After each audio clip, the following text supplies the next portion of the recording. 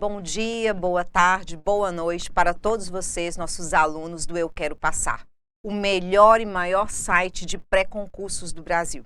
Eu estou aqui com vocês para trabalhar agora a parte de língua portuguesa relacionada à gramática da língua. A primeira coisa que se comenta quando se fala em gramática da língua para o concurso é a questão da linguagem padrão formal em relação à linguagem coloquial. Vamos trabalhar detalhadamente textos com fragmentos com padrão formal e com fragmentos com padrão coloquial ou informal da língua. O que é importante vocês saberem inicialmente? O que é correto? O correto na língua portuguesa é comunicar-se. Se há uma frase no padrão coloquial, eu tô muito cansado, extremamente coloquial, do dia a dia, um falar comum de várias pessoas de vários níveis sociais. Existe um erro nessa oração? Eu tô cansado. Segundo a gramática culta padrão, sim, eu estou cansado. Não existe essa abreviação do tô. É totalmente coloquial e informal.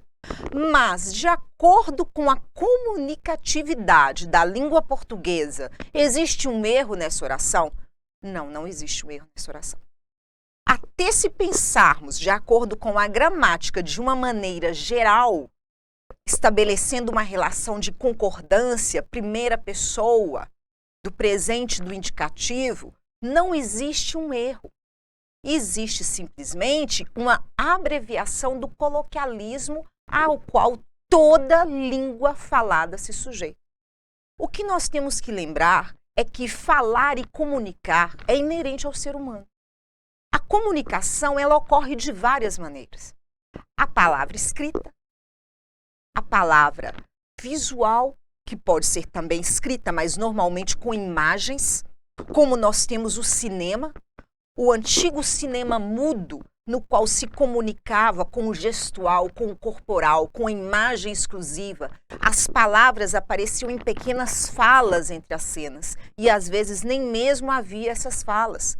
A mensagem que era transmitida, no caso do clássico maravilhoso Charlie Chaplin, era somente a corporal, o olhar, um olhar diferente, um gesto diferente, um modo de sentar pertinente aos personagens. Então, esta maneira de comunicar-se, seja imagética, seja através da música, uma comunicação sonora, uma melodia, mesmo sem letra, ela comunica algo. Ela comunica emoção, ela pode comunicar um certo agito, uma batida com vontade de dançar ou cantarolar juntamente com a melodia. Então, nós não precisamos exatamente da fala para nos comunicarmos.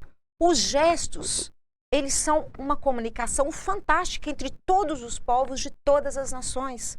As placas, os sinais, os tipos de linguagem corporal, o nosso corpo fala e se expressa a todo momento de forma inconsciente e consciente.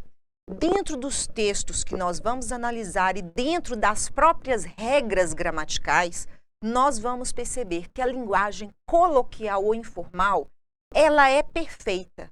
Ela é perfeita no ato de comunicação. Na sua função fática ou comunicativa, ela exerce plenamente essa função. Mas vamos nos ater, por enquanto, ao padrão culto e formal da língua. Dentro do programa de vocês têm tanto a leitura e interpretação textual, cujo conteúdo já está sendo trabalhado com vocês, mas nós temos os tópicos gramaticais. Nós vamos esmiuçar o programa de todos os concursos que possam cobrar de vocês língua portuguesa, que no caso hoje no Brasil, praticamente 100%. É raríssimo um concurso que não cobre a língua portuguesa dentro do seu conteúdo nas provas. Vamos iniciar então do primeiro tópico para vocês, sem saltar nada, sem abreviar coisa alguma, detalhadamente vamos começar do zero, do início, passo a passo, para chegarmos até o grau, os pontos ou o grau mais difícil, que às vezes assusta mais o candidato, como a concordância, a regência, as orações coordenadas e subordinadas, que às vezes deixam um pouco o candidato aflito, o famoso uso adequado da crase, Para chegarmos a ter esse conteúdo, que é considerado com um grau de dificuldade um pouco maior, nós teremos que perpassar desde o básico. Divisão silábica, acentuação, oxítona, paroxítona, proparoxítona, ditongo crescente, ditongo decrescente, hiatos, tritongos e tudo mais. Então, nosso primeiro ponto de estudo na aula de português com gramática será a questão da fonologia. A fonologia, fono é o som, é o estudo do som. Não há como separar o fonema do grafema. Fonema é o som que emitimos. O grafema é a representação escrita deste som. Acontece que a língua portuguesa, ela tem uma questão entre fonema e grafema que é chamada às vezes de arbitrária ou etimológica. O que é arbitrário? Aquilo foi criado daquela maneira e imposto daquela maneira. Por que que o S entre duas vogais tem som de Z? Porque na nossa língua se estabelece isso. O que é o caráter etimológico? A origem da palavra, as palavras que vêm do latim, ou as palavras que vêm da língua inglesa, ou as palavras que vêm do saxão, todo o grego, toda essa influência de origem, ou seja, etimologia, acaba influenciando o quê? Na pronúncia e na grafia da palavra. Então, a fonologia é que nos dará todo o sustentáculo para entendermos exatamente por que um ditongo é crescente ou decrescente. Por que temos um hiato? Qual é a grande força da vogal para que ela seja a base da sílaba? Por que que a consoante sozinha não se sustenta em uma sílaba? Tudo isso vem a partir do estudo da fonologia. Sem deter este conhecimento com tranquilidade, a partir de regras, complica-se um pouco o desenrolar. Aquela famosa história que os professores, a tia na escola, ensina sobre acentuação, é só você chamar a palavra que você descobre a sílaba mais forte. Funciona, mas por que não usar a regra ou as regras que são fáceis de serem lembradas? Então, vamos começar nosso estudo com fonologia. Nós temos aqui fonologia, como eu disse para vocês, fono, o som, logos, logia, o estudo do som, a sonoridade do que falamos. É a parte da gramática que estuda os fonemas de uma língua. No caso, vamos nos ater exclusivamente aos fonemas da língua portuguesa. É evidente que nós iremos nos remeter um pouco à língua latina e à língua inglesa, e às vezes a francesa, pela extrema influência que essas três línguas têm sobre a língua portuguesa, ok? A comunicação é a principal função de um sistema linguístico específico. Como eu disse para vocês, a comunicação ocorre de 1000 maneiras. Música, filmes, bilhetes, mensagens, imagens, sinais, o famoso sinal de fumaça dos índios. Tudo é um modo de comunicar-se. Basta saber o que? Inseri-lo num determinado contexto e ter a certeza que o seu receptor compreenderá aquela mensagem emitida. Porque a comunicação, ela tem que ter duas pessoas ou mais. Ela tem que ter um emissor e um receptor. Mas para que ela realmente exista, é preciso que haja uma harmonia de conhecimento de fonemas, uma harmonia de conhecimento de grafemas, de símbolos, de imagens, de gestual. Então, esta comunicação ela é inerente ao ser humano. Para comunicar-se, o homem se utiliza de diversos recursos, conforme eu disse, visuais e auditivos, pinturas, filmes, fotos, placas, músicas, apitos, sirenes, etc. Lembrando que os primeiros representam o quê? Um tipo de comunicação visual. E os últimos, as sirenes, os apitos e a música, a comunicação auditiva. Quando eu digo a música, vocês não têm que pensar somente na letra da música. Como eu disse, vocês podem pensar apenas na melodia. É a melodia que faz variar, que faz modificar, que oferece a oportunidade de diferentes sensações para diferentes pessoas. Certo? Vamos adiante? Significante e significado. A ideia inicial que se tem de significado é o significado do dicionário. Seria aquela função denotativa, o sentido da palavra dentro do nosso dicionário. Só que dentro da fonologia, o significado ele está embutido nesse próprio dizer do dicionário, essa explicação dicionarizada, só que ela vai um pouco além. O que é o signo linguístico? O signo linguístico é cada palavra. E esta palavra, ela carrega em si o som e ela carrega em si a ideia. O som é o nosso significante. Quando eu digo aula, português, aula, o som do A atrelado ao U, o LA, aula, este é o significante, é a combinação sonora de diferentes letras, vogais e consoantes. O significado é a ideia que é remetida à sua mente. Às vezes inconsciente automaticamente, às vezes conscientemente. Quando se fala em aula, a imagem do fato, uma sala de aula, um professor, um caderno, um livro, uma prova.